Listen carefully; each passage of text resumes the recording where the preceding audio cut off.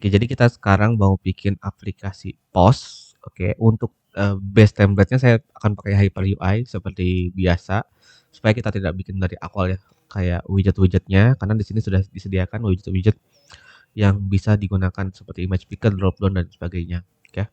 Jadi kita bisa menyederhanakan implementasi pembuatan form di Flutter dengan menggunakan reusable widget yang sudah disediakan di Hyper UI. Kalau di sini saya akan menggunakan API. Nah, jadi kalau apa ya, kayak kita itu sebagai front end sebenarnya tugasnya bukan buat bikin ini, Kak, bukan buat bikin API, tapi buat mengkonsumsi API-nya. Nah, jadi di sini saya udah membuat sebuah API dummy namanya Dynamic API dalam berbagai macam framework, oke, yang bisa digunakan untuk menyimpan data apa saja. Jadi di sini menggunakan API ini Angga bisa nyimpen data produk, bisa nyimpen data customer, bisa nyimpen data user. Intinya bisa nyimpen data apa aja. Mirip-mirip dengan Firebase ya. Kan collection di Firebase itu bisa kita buat dari sisi front end. Nah, ini pun sama. Ini sama seperti yang terjadi di Firebase. Nah, tapi ya di sini belum production ready ya si Dynamic API-nya. Nah, ini hanya untuk teman-teman yang mau belajar, boleh manfaatkan ini untuk latihan membuat aplikasi. Oke. Bebas mau pakai yang mana, mau pakai yang versi Dart, versi Express.js atau versi Laravel, silahkan. Saya sudah siapkan 3. Silahkan mau pakai yang mana aja. Kalau pengen full stack Dart, pakai yang Dart. Oke. Seperti itu. Lanjut untuk pengerjaannya. Nah, saya akan bikin directory baru. Kita nyalain key and stroke-nya dulu ya. Stroke key and stroke-nya kita nyalain dulu ya. Supaya kita bisa melihat apa yang saya ketik ya di pojok kanan ya. Tuh. Nah, oke.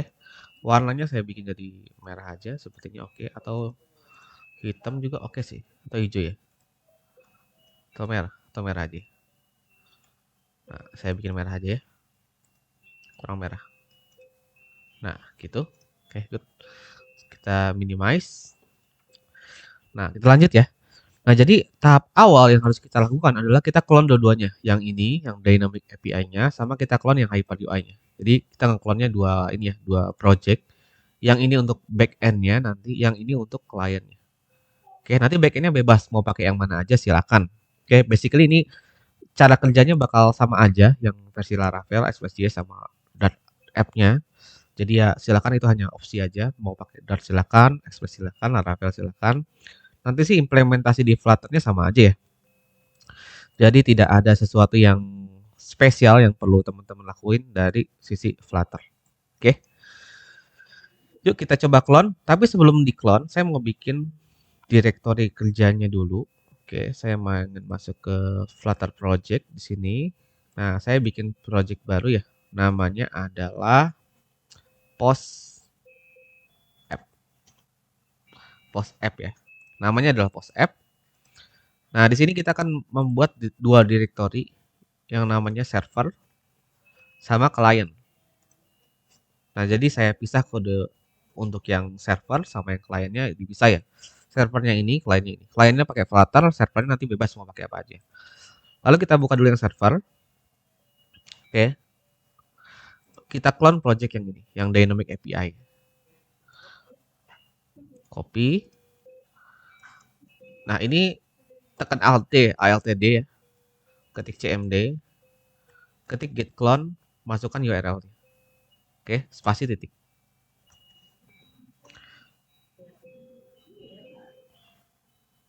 Nah, ini sudah tuh. Sudah masuk ya. Setelah itu masuk ke klien enggak? Di klien, Angga clone yang Hyper UI, yang ini nih. cmd, git clone, Hyper UI. Pakai titik ya. Jangan lupa. Spasi titik. Jangan lupa ya. Nah, itu persiapan projectnya itu aja.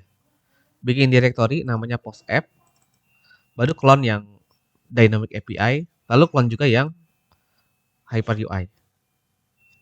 Oke? Oke ya. Sekarang di yang klien, nah ini kita yang di server, Kita putuskan kita mau pakai apa nih, mau pakai Dart, mau pakai Express.js atau mau pakai Laravel. Silakan mau pakai yang mana aja boleh. Nah, ini cara ngejalanin servernya masing-masing. Nah, nggak usah pusingin yang lain. Oke, di sini saya karena saya akan kali ini saya tidak akan menggunakan Laravel dan Express.js, saya akan menggunakan versi Dart-nya. Jadi cukup yang ini aja nih perintahnya untuk ngejalanin. Kita ulang ya.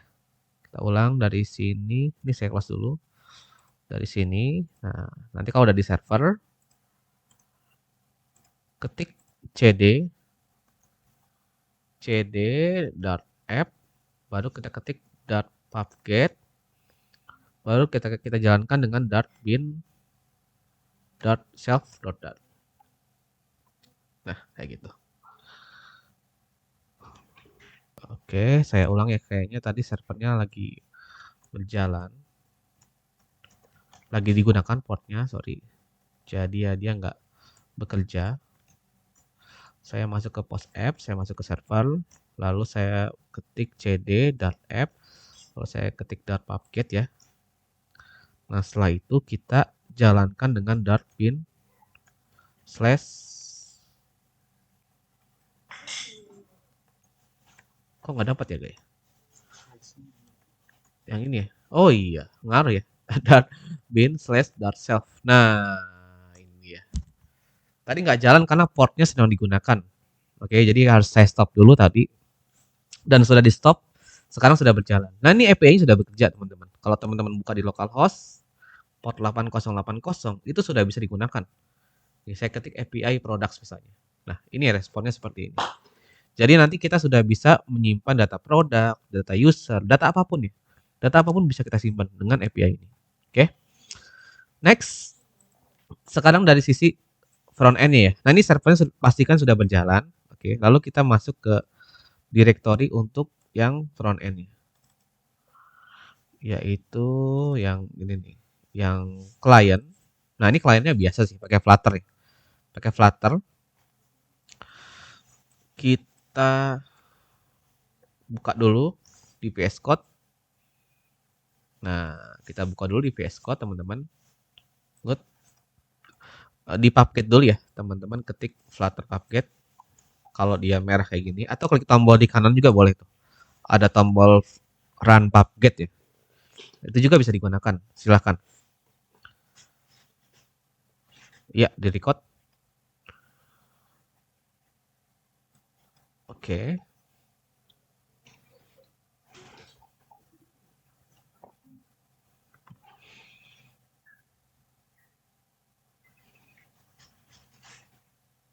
Nah, ya, kita tunggu. Masih muncul problemnya. Nah, ini ya, masih proses. Kita tunggu aja ya. Kalau dia belum ini ya, belum beres. Masih analyzing biasanya.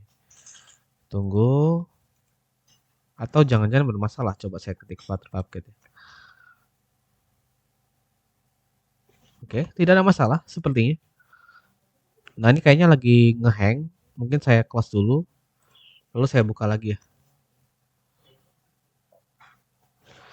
Lagi kelas, enggak lagi studi kasus aja nih, bareng Angga nih. Clear. Clear. Oke. Kita tunggu ya. Tunggu. Nah, sudah ya.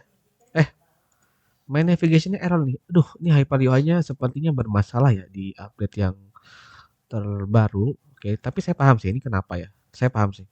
Jadi dia tuh nggak ada modul My Navigation View. Oke, jadi harus kita bikin dulu. Kita bikin dulu aja, teman-teman. Atau sekalian kita langsung mulai aja bikin modulnya. Kita langsung mulai aja bikin modulnya. Di sini saya untuk post simple, oke, post itu simple. Saya mau bikin ada modul My Navigation dulu, ada My Navigation-nya, lalu ada dashboard-nya, ada profile-nya untuk menyimpan data profil user. Oke, lalu ada product list, dan ada product form. Lalu ada postnya juga, post view ya. Lalu ada juga satu lagi yang namanya order list. Nah, kita generate. Setelah itu ya kita lihat lagi di sini sudah ini ya, sudah fix errornya karena tadi error itu karena modul main navigation-nya itu nggak ada. Nah, setelah saya tambahkan, nah ini sudah bekerja ya. Oke, jadi kita bikin modulnya dulu seperti ini. Setelah jadi nanti errornya bakal hilang ya si main navigation-nya. Dan kita sudah memiliki beberapa modul di sini. Ada main navigation, view, ada dashboard dan sebagainya. Untuk halaman awalnya saya setting ke main navigation view. Oke, langsung aja kita coba jalankan. Saya jalankan di Flutter. Oke, saya pengen jalankan di Flutter Windows saja. Saya enable yang Windows saja ya di sini ya. Enable Windows Project.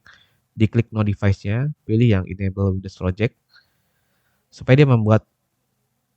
Oke, nah ini diklik yes aja, klik yes aja di pojok kanan. Mungkin yang di TikTok nggak kelihatan ya. Oke, yang widget testnya dikomentarin aja kalau error. Good. Nah, sekarang kita jalankan di versi Windows ya.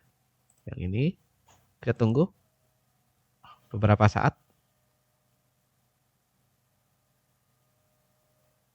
Oke, nah jadi untuk fiturnya yang akan kita buat itu nanti ada ini ya, ada CRUD untuk produk, lalu ada postnya, lalu kita juga bisa melihat list ordernya di dalam order list. Nah itu fiturnya itu doang teman-teman. Saya akan coba bikin project ini sesimpel mungkin dan semudah mungkin teman-teman ya. Jadi silakan nanti teman-teman boleh lihat recordnya.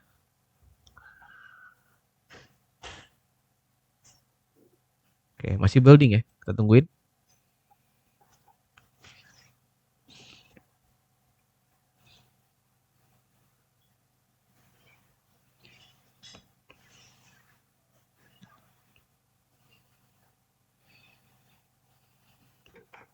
Agak lama sepertinya, kita tunggu. Nah, ini setelah berjalan jadinya seperti ini, teman-teman. Kita langsung masuk ke main navigation view. Nah, kita atur dulu main navigation view-nya. Di sini ganti dengan scaffold bottom navigation bar. Nah, diganti dengan scaffold bottom navigation bar. Lalu kode yang di atas yang di dalam to do ini kita copy ke controller supaya navigasinya bekerja. Tuh. Hasilnya seperti ini. Ya. Nah, ini atur halaman yang pertamanya di children ya ke dashboard view. Oke, atur halaman terakhirnya ke profile view. Atur halaman yang keduanya ke order list view ya, order list view. Nah, atur ke sana. Nah, kalau pengen bikin 3 boleh juga. Kita bikin 3 aja. Saya bikin 3 aja. Kita jadiin 3, kita save. Hasilnya kayak gini. Nah, ini pun dibikin 3 ya, yang bagian bawah. Jangan lupa. Nah, hasilnya kayak gini. Ya. Jadi ada dashboard, ada order, dan ada profile. Yang kanan nih. Saya ganti aja jadi profile.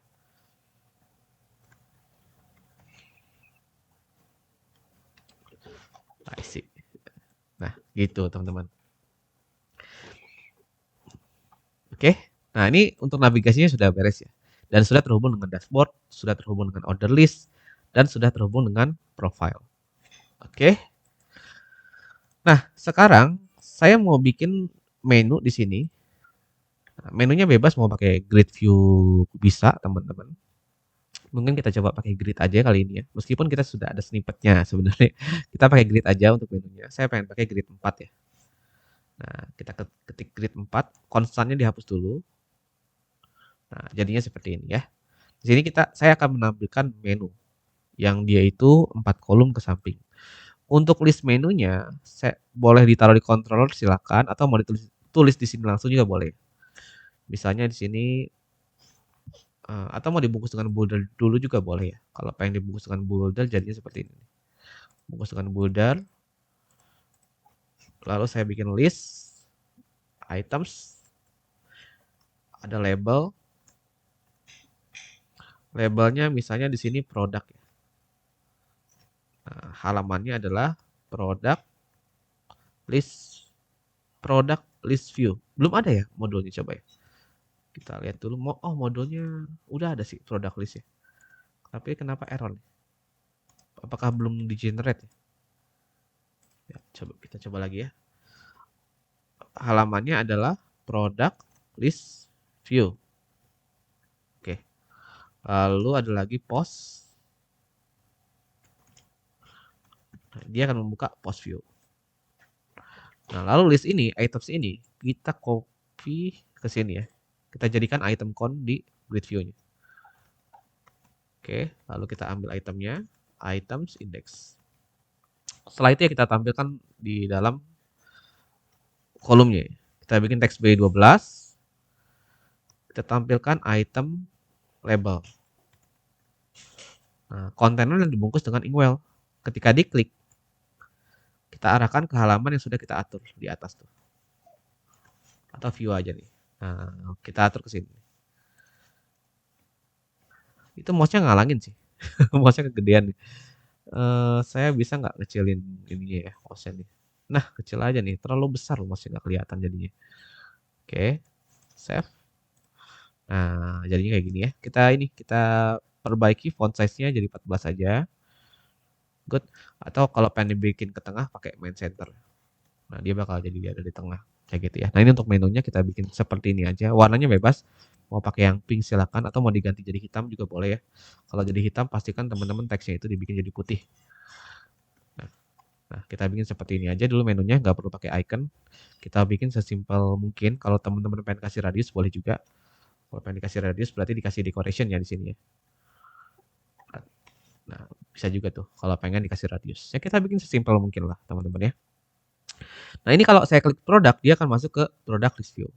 Kalau saya klik yang post, oke, yang post kenapa? Post view-nya. Kita hot restart dulu. Oke, kenapa ini? Item, view, post. Oh, salah ya. Ini salah nih. Key-nya salah ya. Key-nya adalah view.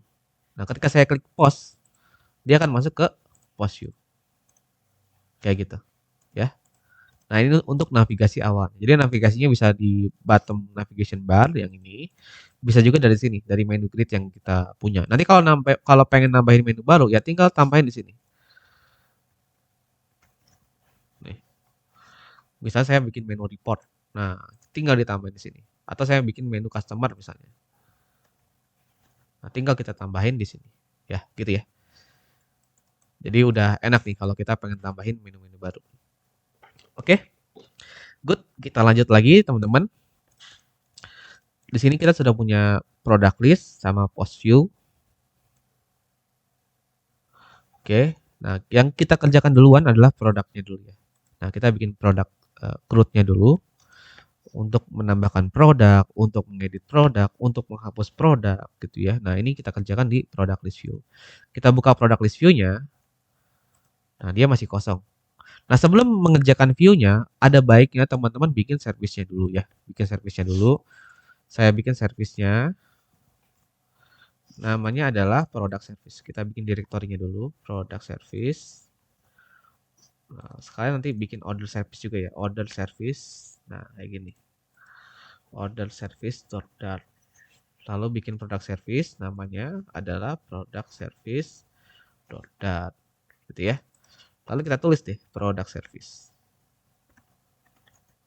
Nah, di sini kan tadi kita sudah menggunakan API dynamic ya.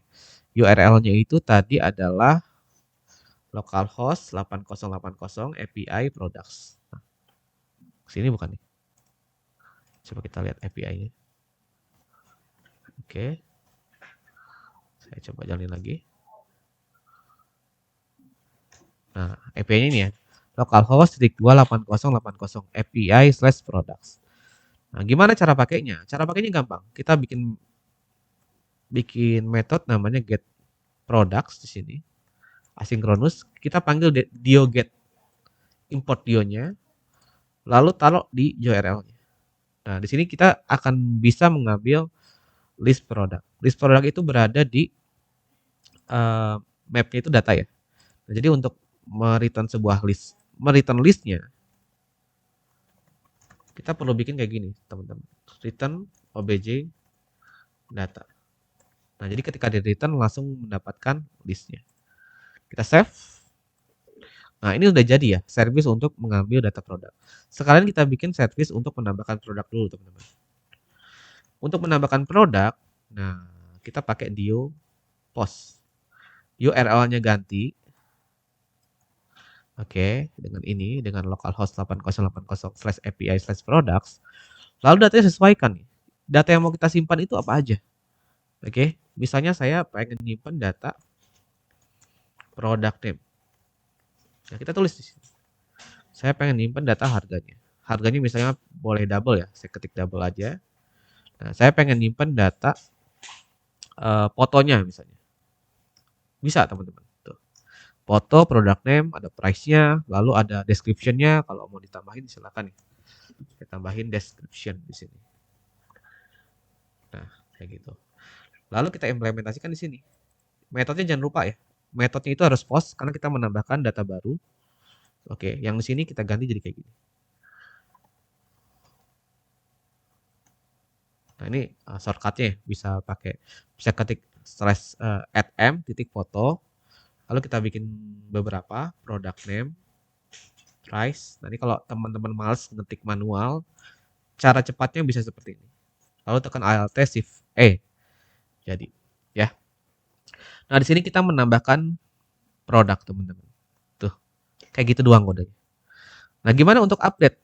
Untuk update teman-teman kopas aja kodenya yang add product, ganti jadi update product, lalu tambahkan satu field lagi, yaitu adalah ID pada parameter function. Lalu yang ini diganti dengan put. Oke, diganti dengan put. Yang ini tambahkan ID di ujungnya. Selesai. Ini adalah untuk update produk. Untuk delete-nya gimana, Bang? Copy lagi kodenya. Nah, makanya enak nih kalau teman-teman ngerjainnya berurut ya. Dari get, add product, update product, terakhir adalah delete product. Nih, untuk delete cukup mengisi ID aja. Oke, metodenya diganti delete, datanya dihilangin karena delete itu nggak perlu data ya di bagian bodinya. Tuh, jadi teman-teman, ini adalah untuk delete produk. Nah, setelah jadi service-nya, ya udah teman-teman baru implementasikan di Vue. Nah, enaknya seperti itu ya. Kalau teman-teman bikin aplikasi, jadi jangan langsung ngoding UI, kita siapkan service-nya dulu. Oke, apalagi kalau teman-teman bisa bikin unit test-nya itu lebih bagus lagi ya. Itu lebih bagus lagi. Lanjut ke product list view. Nah, sekarang kita akan gunakan service product service. Kita akan panggil ini, lalu akan kita tampilkan ke dalam product list view. Nah, caranya gimana? Caranya kayak gini. Masuk ke controller, bikin list products, oke. Bikin list products, bikin method get products. Oke. Lalu ngapain?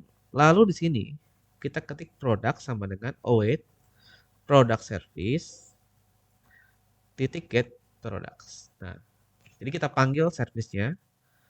Service-nya kan ini mereturn sebuah list ya. Lalu kita tampung ke dalam list yang ada di dalam controller. Tuh, jadinya seperti ini. Dipanggilnya kapan, Bang? Dipanggilnya di init state. Ketika halamannya baru dibuka ya. Dia kan akan memanggil init state. Kayak gitu. Jangan lupa dikasih set state di sini. Tuh, kita kasih set state. Bang, saya pakai block. Bang, saya pakai liverpod gitu. Bang, saya pakai getX. Tinggal diganti, teman-teman. Kalau di kalau di block itu teman-teman pakai emit, kalau di getX pakai update, kalau di provider teman-teman pakai notify listeners. Nah, atau kalau di liverpod teman-teman bisa pakai kayak gini, state copy with. Nah, itu juga bisa ya. Gitu, teman-teman. Tapi ya alurnya kurang lebih sama seperti ini, ya. Kita save dan kita lihat di view-nya nih. Kita hot restart dulu ya. Oke. Ketika dibuka, nah ini belum tampil apa-apa, tapi sebenarnya datanya itu udah ada. Itu bisa saya buktikan dengan menambahkan ini, teman-teman. Saya tambahkan circle icon. Lalu saya kasih teks sini. CL.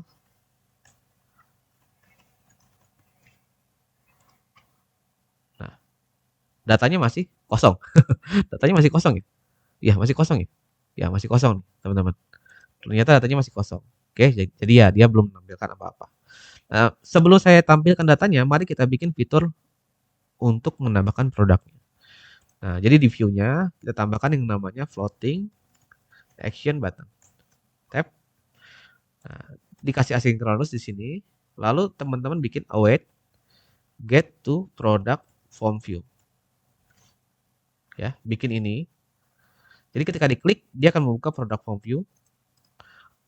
Oke, lalu ketika ketika ditutup nanti kita refresh listnya. Kita panggil metode get products. Supaya nanti ketika ditutup dia akan nge-refresh list yang ada di sini. Oke. Kita buka product form view, di sini kita bikin yang namanya formnya ya. Nah, ada apa tuh tadi? Ada foto, ada mungkin saya ulang dari atas ya. Saya ulang lagi. Ada image picker-nya ya untuk fotonya, ada text field-nya untuk product name-nya, ada number field-nya untuk harga, ada memo field-nya untuk description. Foto, product name, value-nya kosongin dulu aja. Value-nya kosongin dulu aja, nanti kita isi ya. Price dan description. Description. Tuh. Save. Nah, jadinya kayak gimana? Kita lihat. Nah, jadinya seperti ini. Sudah jadi form ya, teman-teman. Paddingnya mau ditambahin silakan. Kita tambahin paddingnya jadi 20. Oke, lalu kita bikin tombol save di bawah. Nah, boleh pakai action button ya. Q action button. Nah, kita sudah ada reusable widgetnya, tinggal pakai aja teman-teman. Save. Nah, hasilnya kayak gini. Ketika diklik save, kita pengen ngapain? Nah, ketika diklik save, kita akan manggil metode doSave yang ada di controller. Kita bikin dulu ya. Ketika di press, kita arahkan ke metode doSave yang ada di controller. Nah, di sini kita bikin form ya. Kita pengen tampung nilainya. Kita pengen tampung nilai dari formnya. Makanya itu di sini saya bikin tambahin beberapa state lagi, yaitu ada foto yang dia itu nullable, ada double ya, ada price, ada product name, dan ada description. Nah, ini kita bikin dulu state-nya. Nah, ini buat apa? Buat menampung isi dari formnya. Jadi setiap ada perubahan terhadap text field-nya, terhadap image picker-nya, ini kita tangkap nilai. Kayak gini. Tuh. Kita tangkap nilainya. Tuh. Kita tangkap nilainya. Lalu kita tangkap nilainya juga nih, yang description ya. Nah, kita tangkap nilainya. Bang, ini kenapa error? Ya, jelas error karena price itu adalah double, tapi di sini kita dapatnya string. Solusinya kita ini ya, kita konversi. Cara konversinya kayak gini. Nah, gitu. Oke. Sampai sini ketika nanti ada perubahan di formnya, dia akan disimpan ke dalam variabel ini. Oke. Nah, setelah itu kita klik tombol save, dia akan memanggil metode doSave. Di sini ngapain? Di sini kita akan panggil service-nya lagi. Oke, kita akan panggil service-nya. Namanya adalah create add product. Tuh. Ya. Nah, koma. Nah, ini kenapa merah? Karena ya ini nggak boleh null. Oke, makanya pastikan dia itu tidak null ya, teman-teman. Di sini saya paksa pakai tanda seru, jadi saya berasumsi dia itu nggak null. Pasti saya isi. Oke. Idealnya sih nanti teman-teman tambahin validasi ya di bagian atas, tapi saya tidak mau ngebahas sampai ke sana. Silakan tambahkan sendiri ya untuk validasinya. Ya. Setelah dipanggil servisnya, kita sudah berhasil menyimpan datanya ke dalam database yang ada di backend. Oke. Lalu kita back ke halaman sebelumnya. Nah, kita back. Kita coba ya. Kita coba nih. Saya tambahin fotonya. Oke, apakah saya punya foto? Sebenarnya saya tidak punya foto. Kita cari dulu ya fotonya di Unsplash. Food.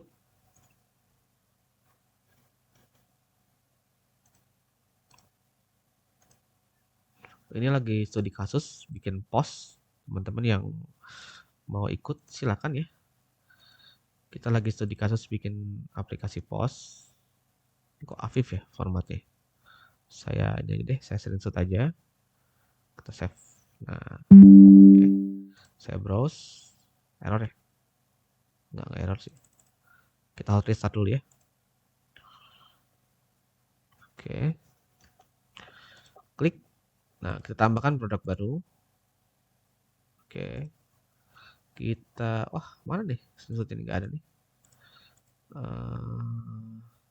Oke. Sudah saya simpan. Oh ya, simpannya tuh di mana ya? Kesimpannya ternyata di sini ya, di Lightshot. Oke. Saya mau nyimpan di desktop sih. Ya udah nggak apa-apa. Kita browse, kita back dulu. Kita klik plus, kita browse, kita ambil gambar. Saya pakai gambar ini aja.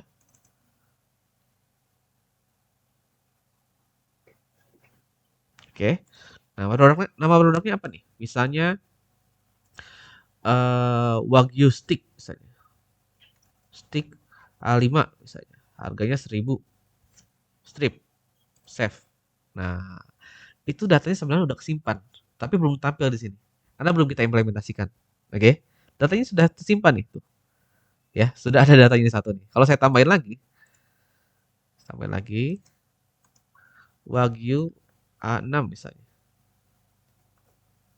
Strip, save. Nah, dia muncul dua. Oke.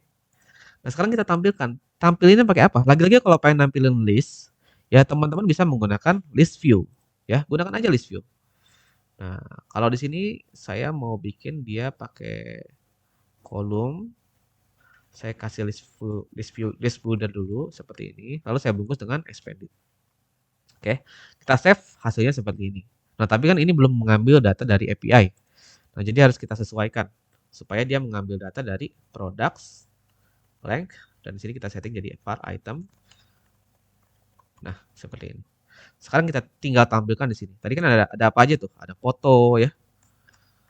Ada harganya, ada product name-nya, dan ada harganya. Hati-hati kalau harga itu dibungkus dengan string ya, karena dia itu merupakan tipe datanya number ya. Tuh, jadinya kayak gini. Oke, sudah bisa ya, sudah bisa tampil. Kita sudah bisa menambahin data produk, kita coba tambahin. Misalnya di sini Wahyu stick ya. 9, 11 misalnya. 12.000, strip, save. Nah, udah muncul. Gitu jadi. Itu prosesnya untuk pembuatan CRUD. Tahapan awalnya seperti itu. Nah, selanjutnya kita terapkan fitur delete sama update-nya. Nah, gimana ngerjainnya gitu ya? Gimana membuatnya dengan gimana membuat fitur update-nya? Nah, untuk update kita gunakan form yang sama, yaitu product form view. Nah, tapi ada yang membedakan. Di sini kita bisa membuka product form view dalam mode edit atau mode edit atau mode create. Oke. Nah, taunya dari mana? Taunya dari sini. Kalau misalnya itemnya itu 0, berarti dia lagi mode create. Nah, tapi kalau enggak, dia berarti lagi di dalam mode edit. Oke. Itu. Nah, jadi ketika kita klik, kita kan pengen edit ya. Nah, itu kita membuka form yang sama. Yaitu kita membuka form product form view. Nah, kita membuka product form view. Oke, jangan lupa dipanggil itu juga ya, yang get productnya supaya listnya ke refresh. Nah, tapi ketika kita buka, kita isi itemnya. Nah, bedanya di situ ya. Membuka untuk mengedit dan membuka untuk menambahkan data baru. Bedanya di situ. Nah, di sini kan kita ini ya. Sekarang kita sudah punya kita membuka halamannya tapi ada data sebelumnya. Kita pengen datanya itu tampil di form. Nah, gimana caranya? Caranya gini. Di bagian sini isi dengan value. Isinya seperti ini. Widget ya. Oh enggak, item langsung ya. Item dot foto. Nah, bikin kayak gini. Atau 0. Sorry. Nah, bikin kayak gini. Oke, file yang diisi dengan foto. Nilainya dari ini ya, dari item yang kita teruskan dari list. Dan dia masuk lewat konstruktor. Lalu kita implementasikan sebagai nilai awal dari formnya. Tuh. Ini isi dengan product name. Yang ini isi dengan price. Yang price ini hati-hati ya. Ini harus di-convert ke string. Jadi teman-teman harus bikin kodenya jadi seperti ini. Item price to string. Lalu yang ini diisi dengan description. Save sehingga ketika nanti saya buka formnya, dia akan menampilkan data sebelumnya tuh. Wagyu stick A5. Saya buka yang ini, nah dia menampilkan data sebelumnya. Saya buka yang ini, dia akan menampilkan data sebelumnya. Nah, sekarang kita aktifkan tombol save-nya. Nah, di sini ada yang beda nih, teman-teman. Di sini ketika kita save, kita akan melakukan 2 action. Entah itu menambahkan produk baru atau mengupdate produknya. Ya, makanya itu di sini harus ada sebuah pembeda gitu ya. Ada sebuah kondisi. Nah, kondisinya itu saya biasanya bikin kayak gini. Bikin getter is edit mode. Oke, dia akan ngecek nilai dari item. Apakah dia tidak sama dengan 0? Kalau dia tidak sama dengan 0 berarti dia lagi edit mode, ya. Nah, kalau edit mode, nah kita panggil service untuk mengupdate produk. Saya copy aja di sini. Nah, kita panggil service untuk update produk. Butuh ID ya. Widget, ID-nya ngambil dari widget item ID. Nah, dari sini. Nah, tapi kalau dia 0, nah, dia akan memanggil service untuk menambahkan produk baru.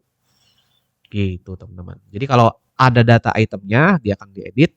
Tapi kalau nggak ada, berarti dia pengen menambahkan data produk baru. Seperti itu. Lalu satu lagi, jangan lupa, jangan lupa di sini teman-teman bikin logic kayak gini. Nah, bikin logic untuk mengatur nilai apa ya? Nilai default dari si foto, product name dan price. Teman-teman setting kayak gini. Sebenarnya kalau nggak mau diatur juga bisa sih. Kalau nggak pengen diatur di sini, caranya teman-teman bisa bikin logiknya kayak gini. Kalau fotonya itu 0, nah kayak gini juga bisa sih. Jadi ada beberapa cara sebenarnya yang bisa teman-teman lakukan. Nah kayak gini juga bisa nih. Nah, kita pakai cara yang ini aja ya, supaya nggak bosan. Kita pakai cara yang berbeda untuk editnya. Nah kayak gini juga bisa ya. Jadi kalau misalnya si price-nya itu 0, dia akan mengambil nilai price sebelumnya. Kalau fotonya 0, dia akan mengambil foto sebelumnya. Seperti itu. Nah ini kalau udah seperti ini di init state-nya nggak perlu ditambahkan kode tadi ya. Bisa langsung kayak gini. Oke, kita save. Kita save dan kita coba ya. Kita coba ya, teman-teman. Saya klik yang Wagyu A6. Klik. Oke, saya ganti jadi Wagyu A8. Save. Nah, kelar. Wagyu A8. Saya ganti Wagyu Stick A11 diganti jadi Wagyu A2120 misalnya. Tuh, kelar. Atau price-nya saya ganti jadi 15.000. Save. Nah, kelar teman-teman. Oke. Itu fitur update-nya. Ya memang sih fitur update ini bisa dibilang yang paling rumit ya dari CRUD. Jadi ya seperti itu. Setidaknya di sini saya sharing ke teman-teman salah satu cara membuatnya. Oke. Jadi ya ini bukan satu-satunya cara ya. Ada banyak cara untuk membuat fitur update. Nah, salah satunya seperti ini. Ya. Terakhir fitur delete-nya. Oke, terakhir fitur delete-nya. Fitur delete-nya bebas ya. Teman-teman mau diklik lalu nanti mau pakai tombol delete juga boleh di sini atau mau pakai dismissible juga boleh. Kalau pakai tombol delete berarti teman-teman perlu menambahkan tombol di bagian trailingnya ya. Nah, ini bisa pakai icon button aja di trailing. Bikin tombol delete. Nah, bisa juga seperti ini. Kita kecilin dikit ya, jadi 18 aja. Nah, bisa juga seperti ini kalau pengen bikin fitur delete-nya atau menggunakan dismissible, silakan. Kalau pakai dismissible berarti harus digeser. Nah, bedanya itu ya. Kalau pengen pakai dismissible, teman-teman tinggal bungkus ini dengan alt shift D ya. Nah, dia akan dibungkus dengan dismissible. Tapi kodenya jadi terlalu panjang. Jadi ya idealnya sih teman-teman bikin apa ya, bikin semacam reusable widgetnya lagi untuk dismissible supaya kodenya tidak sepanjang ini, teman-teman ya. Nah, gitu. Jadi ya untuk sekarang saya pakai yang ini aja, pakai icon button aja. Ketika diklik nanti datanya akan kehapus ya. Nah, di sini saya akan bikin metode baru namanya delete product, di mana dia akan menerima ID. Oke, dan dia akan memanggil product service delete product. Kita masukkan ID-nya. Lalu kita set state. Setelah di delete kita kita panggil get products ya. Supaya listnya itu ke refresh, teman-teman. Jadi kita panggil get products. Lalu kita balik ke view lagi. Nah, kita panggil controller delete product. Kita masukkan ID. ID-nya dari sini, dari key-nya. Nah, gitu. Jadi ketika saya klik, nah dia bakal kehapus. Saya back, saya buka lagi ya udah nggak ada ya, karena sudah kehapus teman-teman. Tuh. Nah, gitu. Ya.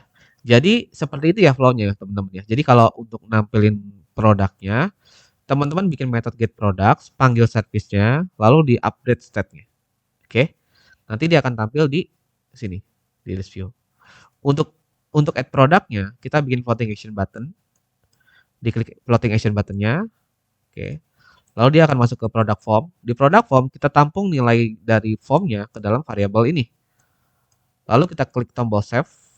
Ketika diklik, dia akan memanggil metode doSave. Yang ini. Nah, ketika kita memanggil metode doSave, ya kita panggil service-nya nih untuk menambahkan produk baru. Kayak gitu ya. Oke, untuk produknya sudah jadi ya. Mungkin saya tambahkan dulu beberapa produk supaya bisa digunakan di fitur postnya nanti ya. Ini saya bikin dia jadi Wagyu stick A4 ya. Strip. Saya tambahkan lagi satu lagi. Wagyu stick A11. Ada nggak A11 ya? A6 aja deh. Nah, ini saya bikin namanya adalah apa ya namanya? Sirloin stick aja, sirloin aja ya. Strip, save. Nah, kita tambahkan 3 produk ya. Kayak gitu ya. Jadi kita sudah bisa memanage produknya, teman-teman ya.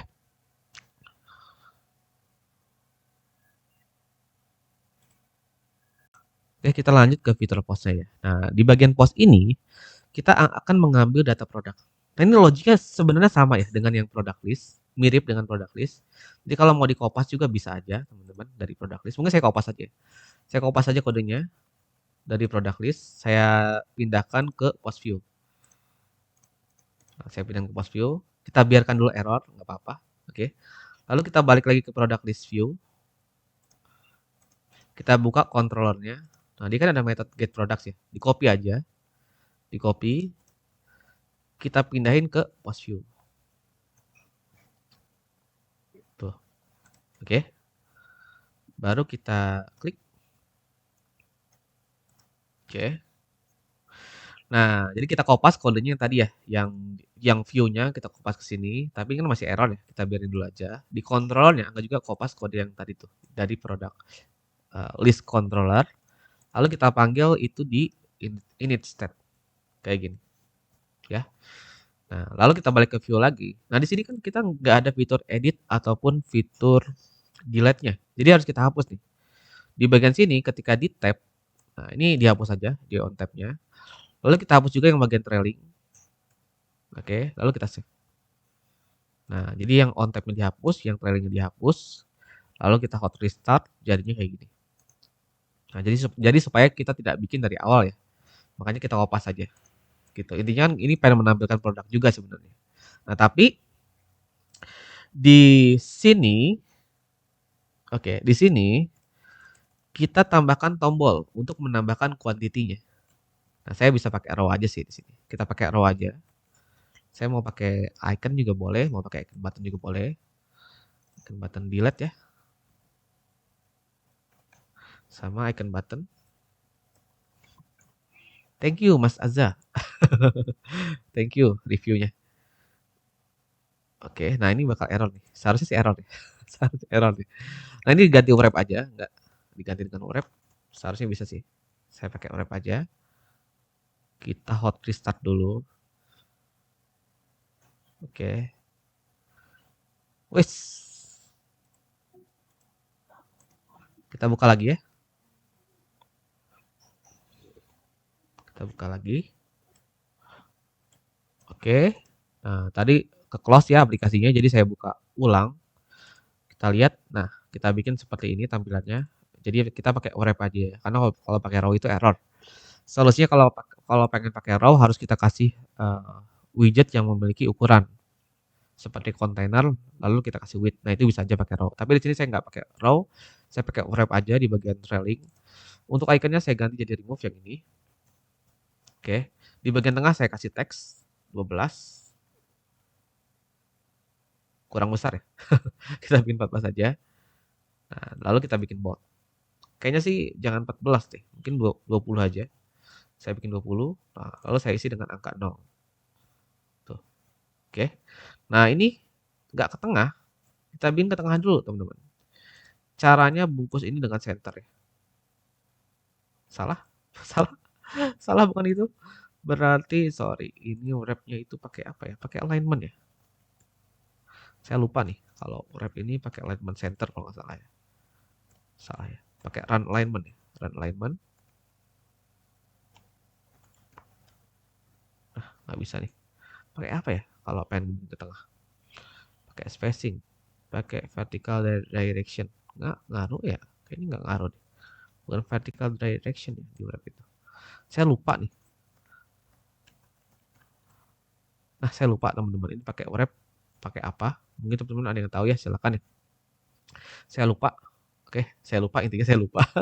Ini bisa kita bungkus dengan row ya kalau sudah pakai wrap. Oke, nah ini kita kasih main center. Close center. Ya, ini saya lupa ya, pakai apa ya? Atau ininya kasih center ya? Nggak bisa. Atau coba sebentar. Kayaknya sih ini ya, kayaknya si apa? Si row-nya ini alignment-nya atau apa yang masalah? Coba saya kasih kontainer dulu ya. Kita kasih kontainer dulu warna merah. Kita kasih oh, ini bermasalah ya. Lagi error, teman-teman. Oke. Oke. Projectnya rusak. Jadi kita mulai lagi. Oke, nah ini salah satu isu yang sering terjadi ya kalau memberikan sesuatu di trailing. Nah, ini layoutingnya agak agak merepotkan sedikit teman-teman ya. Oke, kita tunggu aja. Nah, sambil menunggu saya ingin menambahkan logic untuk menambahkan quantity. Atau kita tunggu aja ya. Kita tunggu aja. Oke, lalu saya buka lagi. Apakah masih error? Masih error. Oke, ada permasalahan di sini. Mungkin saya kembalikan dulu ke awal.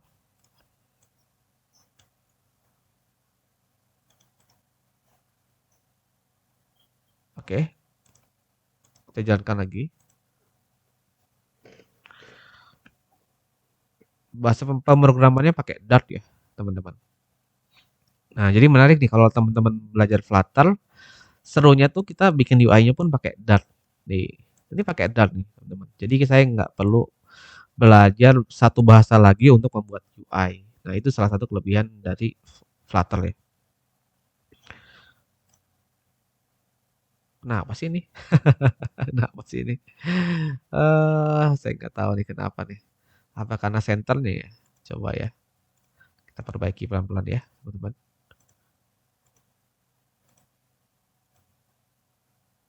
Oke. Ya, saya nggak ngerti itu kenapa. Saya pengen bikin dia ke tengah sih sebenarnya. Pakai center nggak mau ya. Pakai center nggak mau. Atau pakai row. Tapi kalau pakai row, saya harus bungkus dia dengan sebuah widget tambahan yang memiliki lebar. Nih, kayak gini contohnya. Nah, ini bisa saya pakai row. Nah, ini saya bisa pakai row. Oke, pakai row aja nggak apa-apa. Ini aksesnya saya bikin pakai main end supaya dia ke kanan alignmentnya. Warnanya dibuang. Oke. Lalu teksnya kita kecilin jadi 18 aja atau 16 juga oke. Tombolnya kita kecilin ya jadi 16 aja. Oke, untuk menambahkan itemnya. Ini juga kita bikin jadi 16. Nah, sekarang kita akan menambahkan logic untuk menambahkan kuantitinya, teman-teman. Oke, untuk menambahkan kuantitinya. Oke, lanjut lagi. Nah, sekarang kita pengen aktifin fitur untuk menambahkan kuantitinya. Nah, di sini hati-hati ya. Di sini ada beberapa hal yang sangat penting yang harus teman-teman lakukan. Yang pertama, di bagian sini di dalam item builder, teman-teman bikin kode kayak gini. Nah, ini kan kita punya punya ini ya, punya punya apa ya? Punya API untuk mengambil data produk. Tapi kan dia belum ada field quantity-nya. Nah, makanya itu perlu teman-teman handle. Kalau quantity-nya 0, kita setting jadi 0. Oke, nah ini perlu di-handle. Lalu di bagian bawah, teman-teman tampilkan quantity-nya di sini. Gitu ya. Jangan lupa dia itu number, jadi harus dibungkus dengan string. Nah, setelah itu baru teman-teman bisa menambahkan fitur untuk menambahkan dan mengurangi kuantitinya di sini ya. Nah, kalau pengen dibikin di controller juga bisa. Kalau pengen dibikin di controller, caranya kayak gini. Increment. Oke, kita masukkan itemnya. Kita ketik item quantity plus, lalu kita set state. Nah, kita bikin yang increment, lalu kita bikin yang decrement. Nah, yang decrement kita kurangin nih. Bikin dulu metodenya, baru di view kita panggil. Kayak gini.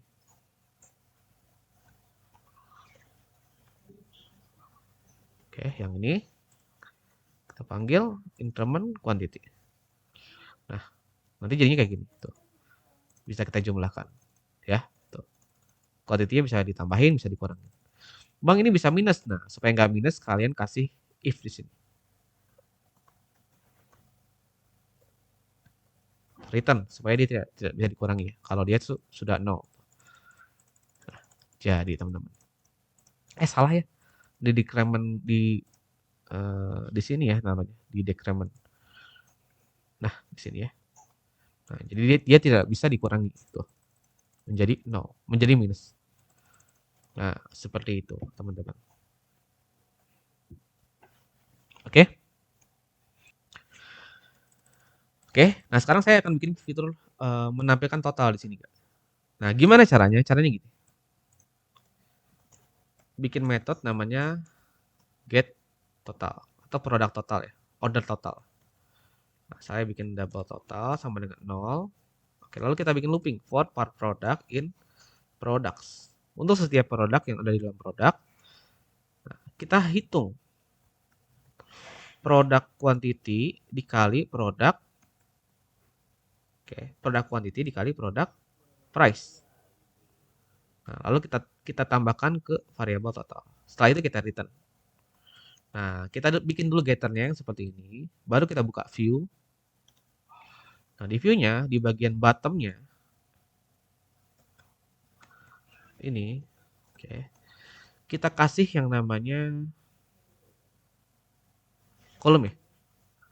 Kita kasih yang namanya kolom, lalu kita kasih yang namanya row, kita kasih teks B20, tulisannya total, lalu di sini kita kasih teks B lagi 20. Salah. Oke, salah ya. Button navigation bar, tapi kok kesana ya? Kita hot restart dulu mungkin. Ini pakai ini ya, pakai Windows desktop. Kok kesana ya?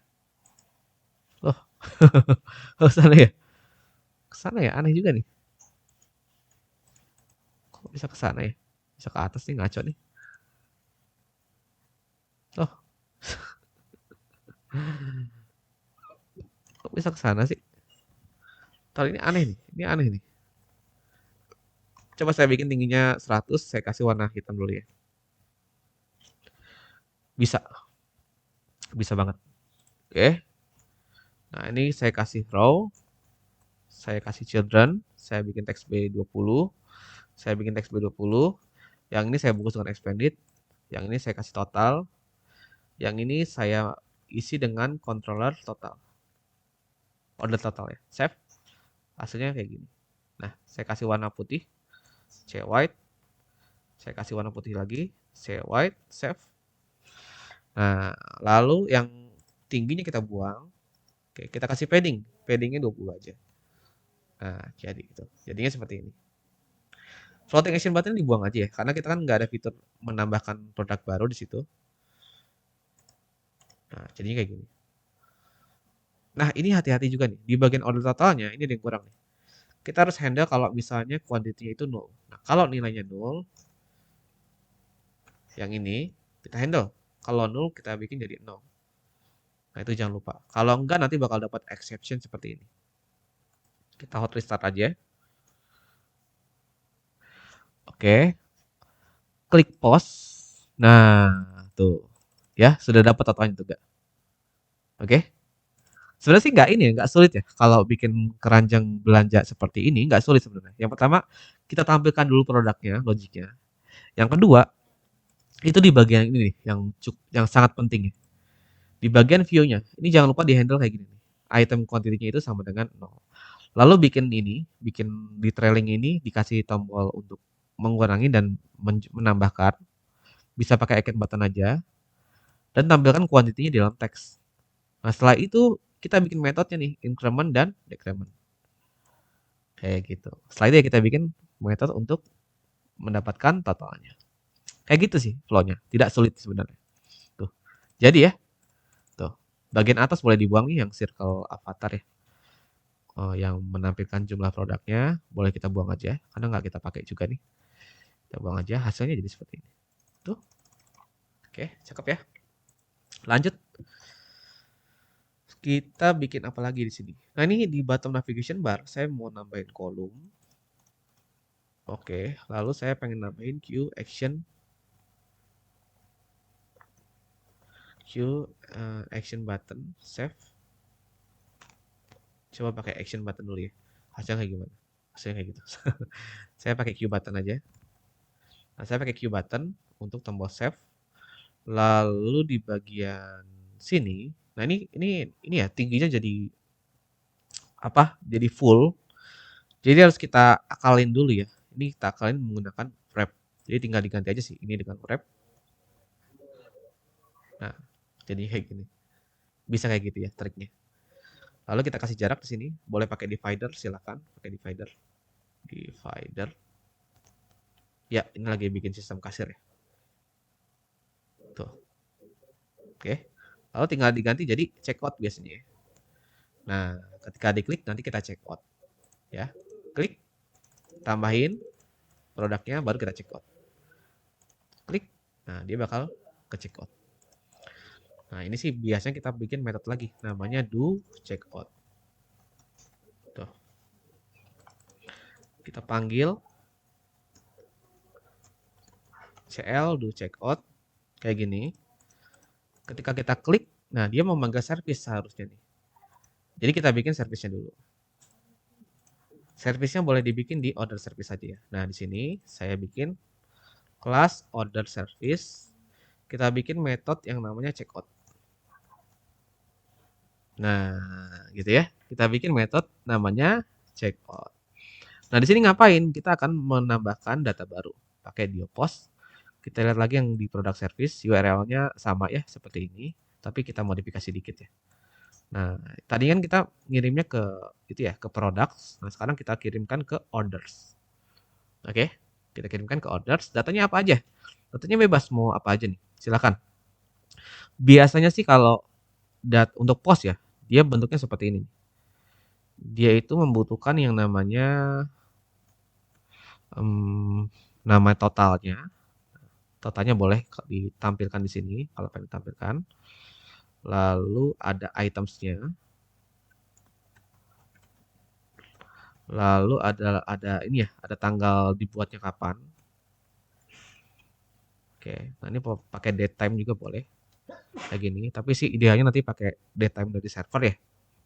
Sebaiknya sih pakai date time dari server ya, tapi ini kita tulis pakai date time dari klien aja, nggak apa-apa. Lalu udah sih, sama item totalnya.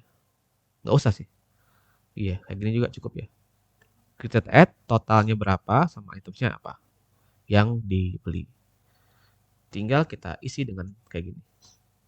Double totalnya berapa, lalu kita sebutkan itemsnya apa aja nih. Kayak list ya. Nah, bikin service-nya seperti ini. Baru kita panggil di do checkout yang ada di produk post controller. Wait, order service, checkout. Tuh, tinggal masukin totalnya, itemsnya dan sebagainya. Totalnya ngambil dari atas ini ya, order total ya. Itemsnya ngambil dari items yang ini ya, products ya. Nah, tapi hati-hati nih. Ini kan produksinya yang diambil semuanya. Kita pengen ambil products yang dia itu kuantitinya itu tidak nol ya. Lebih dari 1. Oke. Nah, jadi harus bikin logik kayak gini. Lebih dari 0.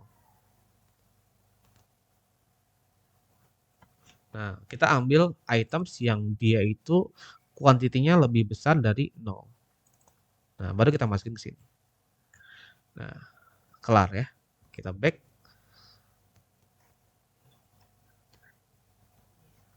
Back. Oke. Nah, lalu tampilin pesan biasanya. Your order is created. Nah, gitu enggak. Kita coba ya.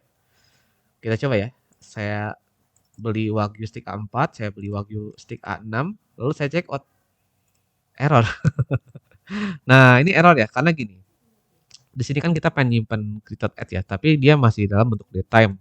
Makanya itu kalau pengen nyimpen tanggal ya harus diformat dulu teman-teman, ke format yang dikenali oleh backend. Nah, saya pengen nyimpen formatnya kayak gini aja,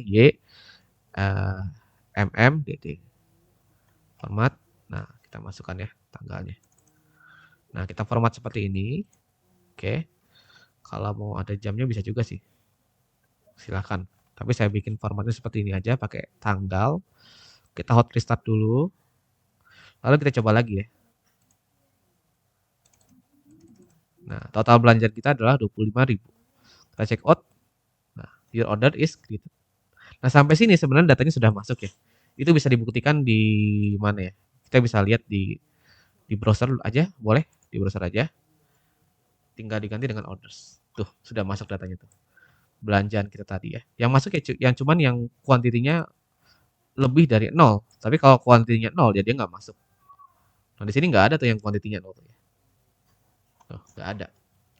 Gitu. Oke. Nah, itu untuk postnya. Kurang lebih seperti itu ya. Tidak terlalu sulit untuk membuat sebuah post, teman-teman. Nah, ini contohnya seperti ini. Contoh basicnya. Teman-teman kalau udah bisa bikin sampai sini, itu udah bagus banget. Udah bagus banget. Ya. Tuh, sampai bisa check out, udah bagus banget. Sekarang kita akan tampilkan order listnya di sini. Kita akan beralih ke order list. Modul order list. Nah, ke sini. Ya, kita akan membuat yang namanya get orders. Oke, lagi-lagi bikin service-nya dulu ya. Get orders. Yang dia itu akan mengembalikan sebuah list. Oke. Kita panggil dia get. Nah, URL-nya sama yang ini. Lalu kita return obj data. Nah, kita return seperti ini. Kita masuk ke order list controller. Kita panggil, kita bikin listnya dulu ya. List orders kayak gini. Oke. Lalu kita panggil order sama dengan await order service titik get orders. Lalu kita set state dan panggil get ordersnya itu di instead. Nah, sesimpel itu. Oke, jadi ketika dibuka nanti dia akan meminta data pada service order service. Setelah itu ya kita tampilkan di sini. Mau ditampilkan jumlahnya juga boleh pakai circle icon, diganti teks B12 ya. Nah, CL orders length. Nah, bisa juga tuh. Mau ditampilkan semuanya. Kita hot restart dulu ya. Kita hot restart. Nah, udah ada 2 ya datanya. Kita tampilkan nggak? Oke. Saya pakai list builder aja. List builder kita bungkus dengan expanded. Lalu kita baca ordersnya.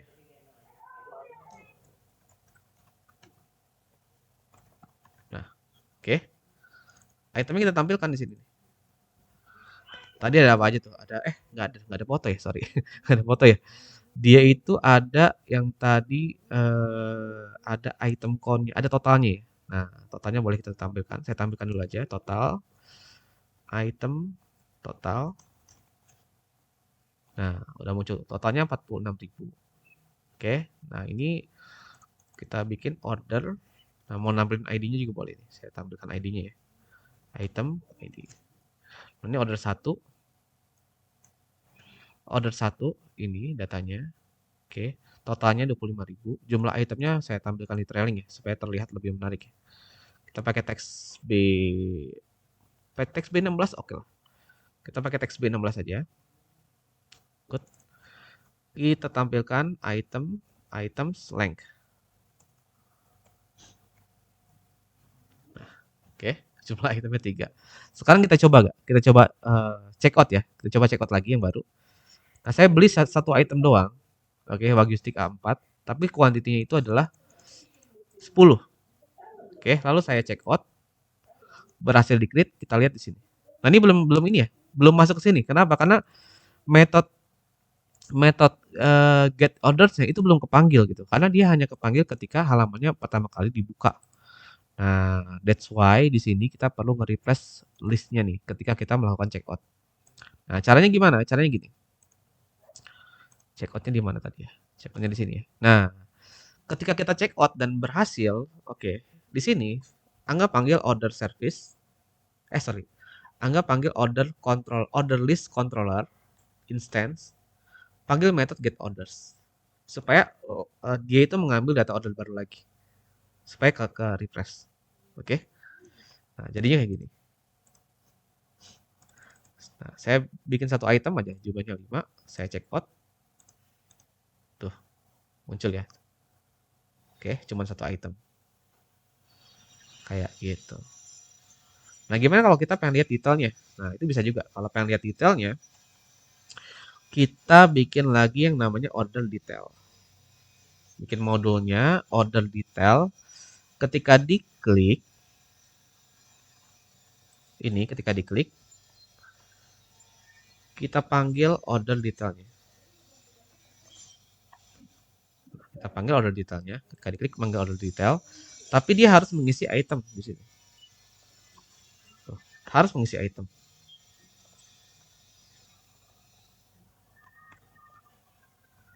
Tuh, dia harus mengisi item.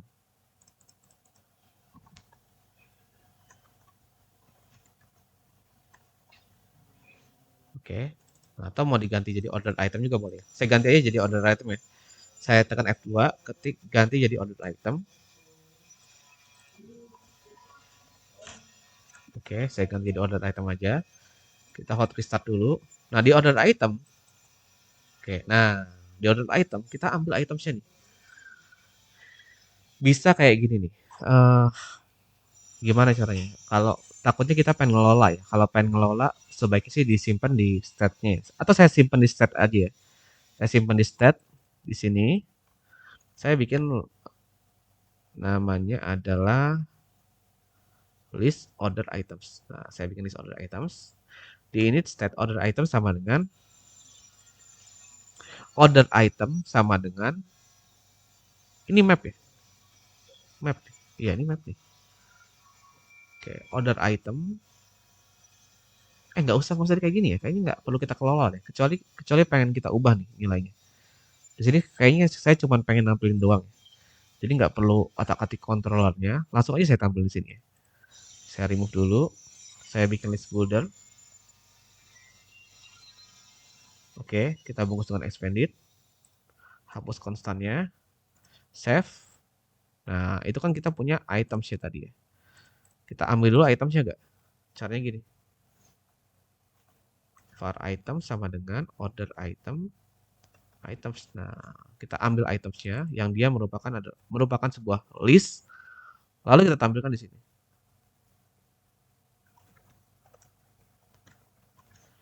Nah, baru kita tampilkan fotonya, lalu kita tampilkan product name-nya, dan kita tampilkan harganya. Nah, ketika diklik, ketika dilihat, nah ini order detailnya, gitu ya tuh. Kita bisa lihat order detailnya. Kalau pengen tampilin totalnya bisa juga. Kita tinggal isi di bottom navigation bar-nya. Agak banyak nih materi kita hari ini ya. Tapi ini agak banyak, tapi coba aja ntar anggap ulang-ulang kayak materinya kalau bingung. Karena banyak sekali bagian-bagian tuh yang sangat penting sebenarnya. Kayak fitur CRUD-nya, fitur keranjang belanjanya, sama fitur order detailnya. Nah, kurang lebih cara bikinnya kayak gini. Text B plus saya bikin total. Klik. Nah, saya kasih padding. Kita kasih padding aja 20. Totalnya saya bikin jadi 18 saja. Nah, sama kayak yang tadi ya, kita bungkus dengan expanded. Lalu kita tampilkan totalnya di sini. Item, order item, total. Nah, jadi kayak gini. Mau digedein lagi boleh, jadi 24. Boleh juga, tapi saya pakai 18 aja. Nah, jadi kayak gini. Jadi kita bisa lihat detailnya nih. Ini kan yang dia beli 3 item ya. Diklik, nah dapat 3 item. Tuh. Nah, gitu ya. Oke, sudah jadi ya aplikasi pos kita, teman-teman. Di sini belum ada fitur loginnya. Saya pengen coba bikin pos ini sesederhana mungkin. So, nanti ketika teman-teman buka langsung bisa mengelola produknya. Nah, hasilnya seperti ini tuh. Sirloin, wagyu stick A4, wagyu stick A6. Saya tambahin lagi misalnya jadi saya tambahin lagi ya. Kita tambahin misalnya ada produk baru misalnya adalah Coca-Cola. Harganya adalah 1.500 strip save. Nah, setelah ditambahin ya kita bisa nambahin Coca-Cola tuh. Nah, gitu. Oke, dan kita bisa lihat daftar ordernya di sini. Kurang lebih seperti itu ya, teman-teman. Mudah-mudahan tutorialnya bermanfaat. Lagi-lagi di sini saya bikin aplikasinya sesederhana mungkin. Karena goals dari tutorial ini itu bukan membuat UI yang bagus ya, teman-teman ya. Tapi saya pengen menjelaskan gimana sih alurnya untuk membuat aplikasi POS gitu ya. Nah, alur pembuatan CRUD-nya, alur ketika kita membuat keranjang belanjanya, alur ketika kita menampilkan order list-nya, alur ketika kita menampilkan order detailnya. Nah, itu yang ingin saya share di sini. Jadi fokus kita ke sana. Oke, jadi teman-teman kalau nanti bikinnya tampilannya kurang bagus ya nggak apa-apa ya. Karena fokusnya itu ya di flow-nya. Teman-teman sampai bisa bikin sampai seperti ini, itu udah bagus banget ya. Itu udah bagus banget. Karena di sini kita tidak ngomongin CRUD doang. Kita ngomongin gimana bikin keranjang belanja gitu ya. Gimana kita membuat order detail dan sebagainya. Oke, itu saja teman-teman. Kurang lebih nanti di versi blog Riverfort versi GetX pun sama ya. Kalau misalnya teman-teman pakai arsitektur yang MVC ya, yang sama yang saya gunakan saat ini. Oke. Nanti bedanya cuma cara mengupdate state-nya aja ya. Caranya itu beda, teman-teman. Contohnya yang mana, Bang? Contohnya yang di post tadi tuh. Nah, kalau di sini saya pakai set state. Nah, tapi nanti kalau teman-teman pakai blog, ya teman-teman akan ganti jadi emit. Kalau teman-teman pakai GetX ya pakai update. Ya. Kalau teman-teman pakai Riverpod ya pakai notify listeners. Kalau teman-teman pakai Riverpod ya nanti teman-teman bisa pakai stat sama dengan stat copy with. Nah, itu juga bisa ya. Kayak gitu. Oke, jadi cuma cara update statnya aja yang berbeda. Oke, itu saja. Semoga tutorialnya bermanfaat. Oke, untuk teman-teman yang mau join kelas, boleh buka capengoding.com ya.